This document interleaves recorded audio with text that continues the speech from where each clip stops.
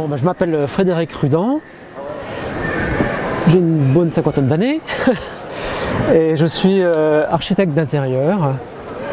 Mais à côté de ça, je dessine toujours, j'utilise beaucoup le dessin dans mon métier, mais j'ai besoin aussi de dessiner sur le vif en me baladant un petit peu partout, donc autour de chez moi ou un peu plus loin quand je vais voyager. Parce que moi j'habitais dans le sud Finistère à l'époque là, et je me suis dit tiens je vais aller voir Agnès, je vais lui montrer mes dessins. C'était la première fois que je montrais mes dessins à quelqu'un d'autre que ma famille. Et puis voilà, c'est parti comme ça, j'ai présenté une première fois au festival et puis du coup je suis resté toujours en contact avec Agnès et j'ai participé à d'autres festivals et fait des expos un peu partout et toujours continué à dessiner bien sûr parce que c'est quand même l'essentiel. Avec quel accessoire tu dessines? Alors tous ces dessins là c'est au crayon simplement, au crayon de papier assez gras. J'utilise des crayons 7B ou voire 8B. Quelles sont les thématiques abordées dans tes dessins? Alors moi ce que j'adore surtout c'est la ville.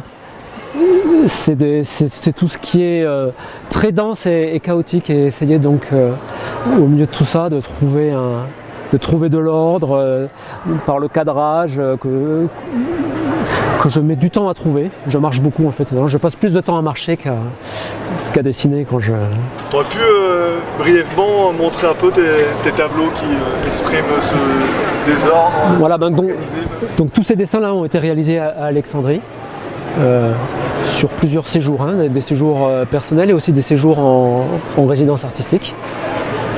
Et donc par exemple, voilà, ça c'est un lieu vraiment emblématique d'Alexandrie, c'est vraiment le centre, une immense place autour de la gare où, quel que soit le moment de la nuit, du jour, de l'année, c'est toujours complètement saturé de tout ce qu'on peut imaginer, de circulation, de vendeurs, de bruit, de pollution, d'animation, de tout.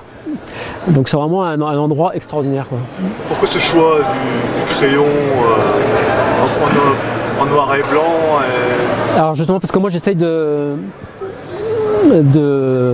mettre en ordre tout ce chaos, toute cette accumulation de choses et le fait de travailler au crayon, ça me permet de donner une homogénéité à ça et d'accentuer ce côté. Parce qu'il y a un gros travail aussi sur les ombres. Oui. On voit après le chaos des villes, parce que je vois pas beaucoup de nature. Non, parce que là, c'est Alexandrie, donc c'est vraiment la ville d'Alexandrie. Donc non, effectivement, il n'y a pas beaucoup de campagne. Des cabanes, par contre.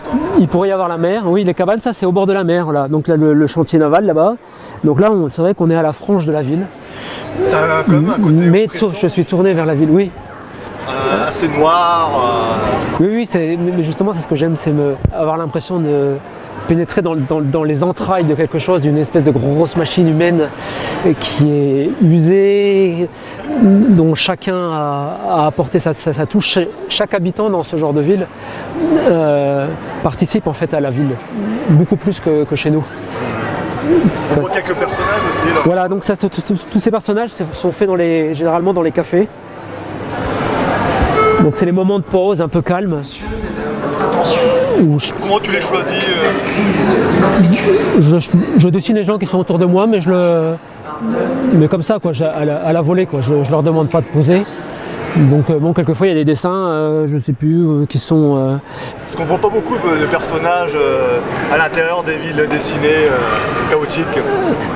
Non, on aperçoit un peu des silhouettes là, mais c'est parce que c'est pas facile, c'est deux choses différentes, quoi. Donc c'est pour ça que là c'est plus dans les cafés que je prends le temps de dessiner les personnages. Moi, on a l'impression quand même que la ville, c'est comme si c'était vraiment une entité physique. Voilà, c'est ça, c'est vraiment organique, je dirais même, quoi.